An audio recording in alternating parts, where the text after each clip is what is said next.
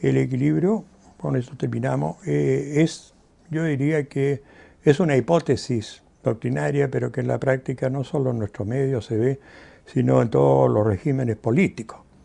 E incluso, y con esto terminamos, o trato de dar una respuesta directa, en el sistema, por ejemplo, parlamentario, que se trata de poner como alternativa del presidencial, cada día el Parlamento pierde más, digamos, poder o potestad frente al primer ministro. Eso se ve en todos los países parlamentarios. Su experiencia de ministro del Tribunal Constitucional y de ex abogado integrante de la Corte Suprema y de la Corte de Apelaciones han influido en su manera de percibir el derecho en su aplicación práctica. Naturalmente, todas son experiencias que evidentemente van a uno haciéndole cambiar de las visiones que puede haber tenido antes de ejercerlas. Mi primera experiencia fue en la Corte de Apelaciones y la verdad es que fue muy enriquecedora. La Corte de Apelaciones, yo siempre lo digo, hago una analogía como una posta de primeros servicios, porque allí, ¿qué es lo que pasa? Llegan materias disímiles, de toda naturaleza, llegan materias civiles, penales, tributales, laborales, y hay que resolverlas con prontitud. Es muy estimulante, yo me sentí muy realizado. Creo que francamente de mi larga había, bueno, todas experiencias diferentes, en la docencia, la jurisdicción, etcétera, pero una de las más enriquecedoras fue esta porque se trabaja bajo presión, pero una presión que es enriquecedora porque hay que dar respuestas prontas a requerimientos que son importantes. Por ejemplo, recuerdo en mi época las libertades provisionales eran de todos los días y el nombre lo está diciendo, depende justamente de un valor tan importante como la libertad de una persona. Entonces ahí uno siente fuertemente lo que es la función jurisdiccional, ¿no? Otro tanto ocurre con los amparos, con las protecciones. Sirvió también para apreciar, yo voy a decirlo y con sinceridad, que no menoscababa ni subestimaba la función jurisdiccional de las Cortes, pero ahí pude apreciar, primero, que hay un dominio del oficio y segundo, que hay una transparencia en todo lo que se realiza y se trabaja intensamente. En la Corte Suprema, bueno, ya estamos a otro nivel, es algo más parsimonioso, más formalista. Me tocó sí una etapa enriquecedora porque era cuando justamente estaban los temas de la amnistía que se estaba aplicando, los tribunales militares sencillamente sobreseían las causas sin hacer la más mínima investigación porque precisamente se consideraba que el delito en materia de autos estaba dentro del periodo de amnistía.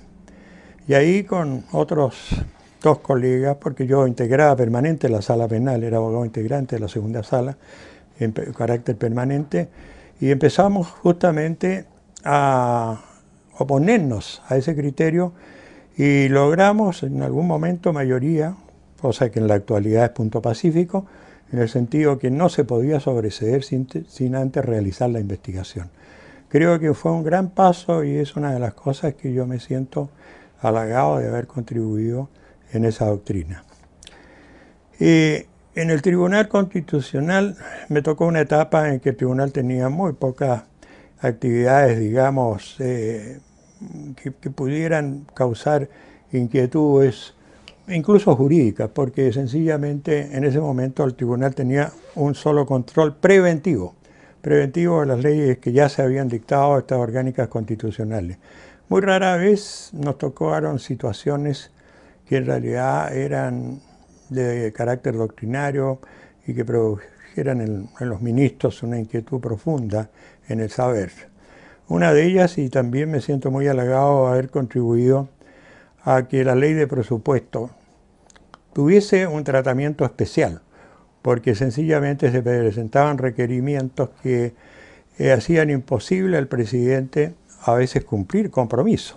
Yo me acuerdo de haber redactado una motivación en el sentido de que si acogíamos el requerimiento contra el decreto del presidente de la República, íbamos a quedar, o el presidente, no nosotros, en una situación más o menos como la del presidente Balmaceda en 1891, en que quedó sin fondos para poder incluso pagar las Fuerzas Armadas.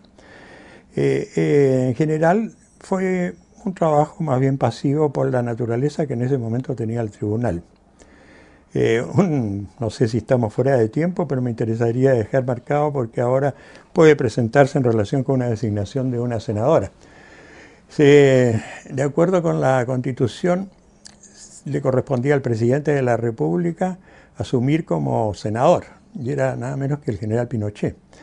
Entonces se presentó un requerimiento que se decía que el general Pinochet no había sido nunca presidente de la República porque no había enfrentado una elección, y entonces que no podía ocupar el cargo.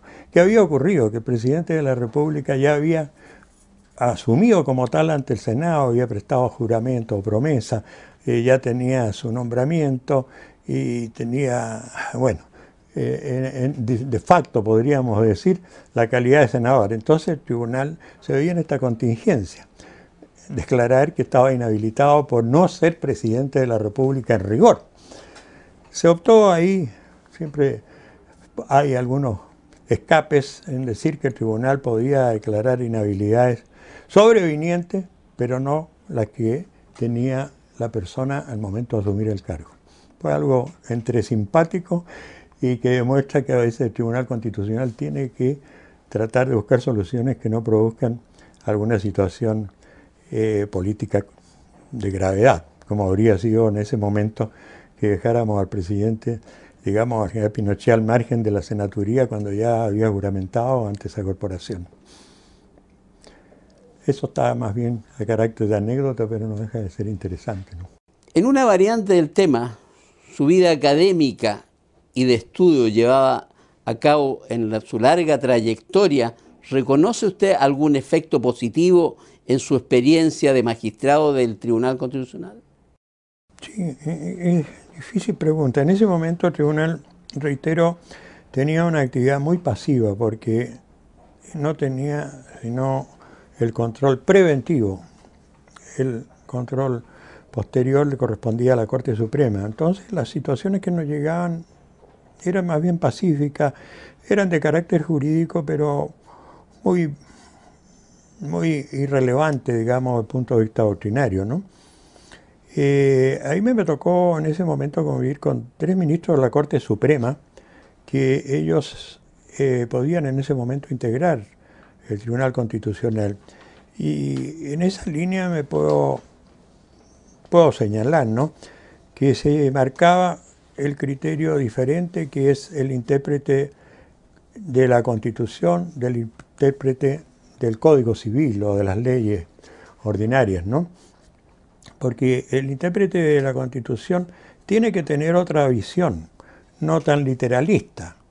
Las normas de hermenéutica que contiene el Código Civil en el artículo 19 y siguiente son para interpretar la ley, pero la interpretación de la Constitución tiene que tener otra visión, a veces incluso con alguna interferencia de carácter político, como la señalaba hace un instante, ¿no? Tiene que ser más creadora y menos apegada al texto literal de la ley. Tiene que pensar que sus fallos tienen una enorme proyección dentro de la sociedad y consecuencialmente a veces no digamos que vamos a torcer el espíritu de la ley ni la letra de la ley, pero hay que tener una visión más, reitero, una visión más amplia que implica tener connotaciones de carácter socioeconómico y político.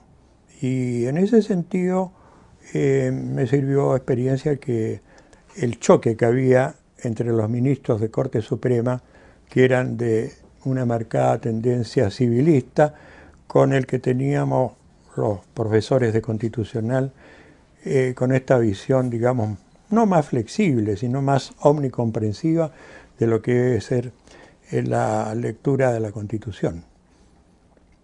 Esa es, en este momento el Tribunal Constitucional tiene una función diferente, mucho más activa, porque ya no solo es control preventivo, sino control represivo, y llegan al tribunal materias que son de gran interés inmediato, práctico, y que hay mayor ámbito para hacer creaciones jurídicas. No así como digo, no subestimo lo que hice durante los años que estuve allí, pero creo que a nivel de experiencia no fue mi momento más enriquecedor.